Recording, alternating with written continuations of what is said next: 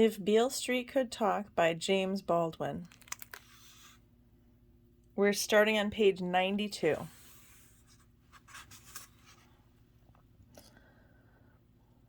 I don't think she has gone very far. They certainly do not have the means for a long journey, but her family may have returned her to Puerto Rico. In any case, in order to find her, I will need special investigators, and that means money, Mama said. Alas, said Mr. Hayward. He stared at me from behind his cigar, an odd, expectant, surprisingly sorrowful look. I had stood up now. I sat down. That filthy jerk, I said. That filthy jerk. How much money? Mama asked. I am trying to keep it as low as possible, said Mr. Hayward with a shy, boyish smile. But special investigators are special, I'm afraid, and they know it. If we're lucky, we'll locate Mrs. Rogers in a matter of days or weeks. If not, he shrugged. Well, for the moment, let's just assume we'll be lucky. And he smiled again. Puerto Rico? Mama said heavily. We don't know that she has returned there, Mr. Hayward said, but it is a very vivid possibility. Anyway, she and her husband disappeared some days ago from the apartment on Orchard Street, leaving no forwarding address. We have not been able to contact the other relatives, the aunts and uncles, who anyway, as you know, have never been very cooperative. But doesn't it make it look bad for her story, I asked, to just disappear like that? She's the key witness in this case. Yes, but she is a distraught, ignorant Puerto Rican woman suffering from the after effects of rape. So, her behavior is not incomprehensible. You see what I mean? He looked at me hard, and his voice changed. And she is only one of the key witnesses in this case. You have forgotten the testimony of Officer Bell. His was the really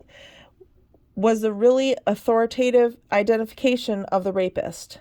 It is Bell who swears that he saw Fanny running away from the scene of the crime. And I have always been of the opinion, you will remember that we discussed this, that it is his testimony which Mrs. Rogers continually repeats. If he saw Fanny at the scene of the crime, then why did he have to wait and come and get him out of the house? Tish, Mama said. Tish? Then, you mean, let me get you straight now, that it's our Officer Bell who tells her what to say. You mean that? Yes, said Mr. Hayward. I looked at Hayward. I looked around the room. We were way downtown, near Broadway, not far from Trinity Church. The office was of dark wood, very smooth and polished. The desk was wide with 2 telephones. A button kept flashing. Hayward ignored it, watching me. There were trophies and diplomas on the walls, and a large photograph of Hayward Sr.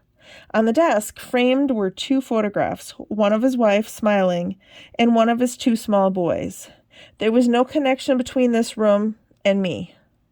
Yet, here I was. You're saying, I said, that there's no way of getting at the truth in this case? No, I'm not saying that. He relit his cigar. The truth of a case doesn't matter. What matters is who wins.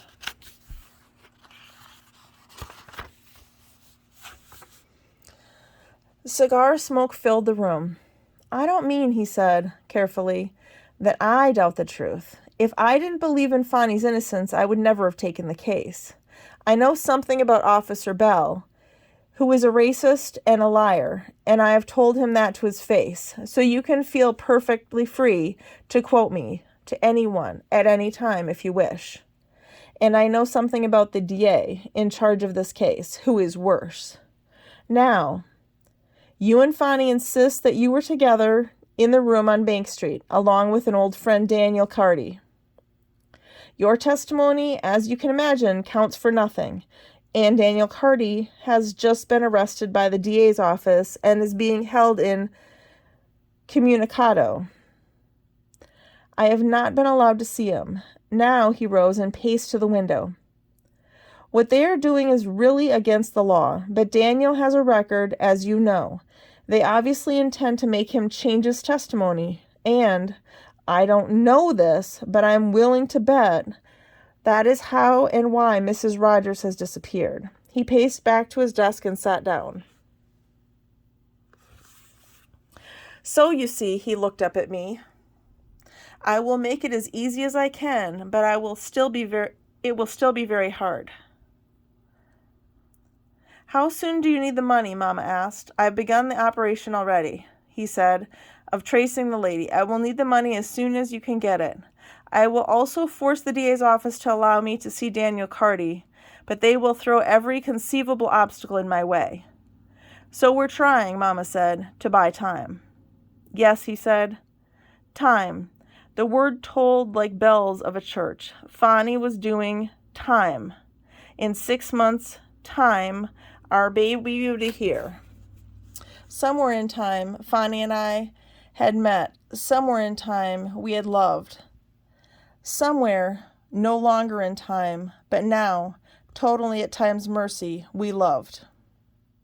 Somewhere in time, Fanny paced a prison cell, his hair growing nappier and nappier. Somewhere in time, he stroked his chin, itching for a shave. Somewhere in time, he scratched his armpits, aching for a bath. Somewhere in time, he looked about him, knowing that he was being lied to. In time, with the connivance of time. In another time, he had feared life. Now he feared death. Somewhere in time, he woke every morning with Tish on his eyelids and fell asleep every night with Tish tormenting his navel.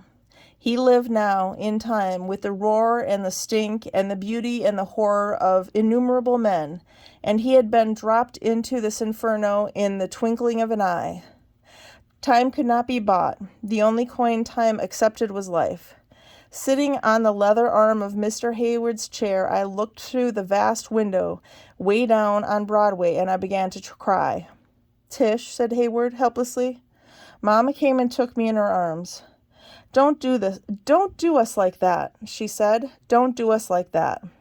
But I couldn't stop. It just seemed that we would never find Mrs. Rogers. That Bell would never change his testimony, that Daniel would be beaten until he changed his, and Fanny would rot in prison. Fanny would die there, and I couldn't live without Fanny. Tish, Mama said, you a woman now. You got to be a woman.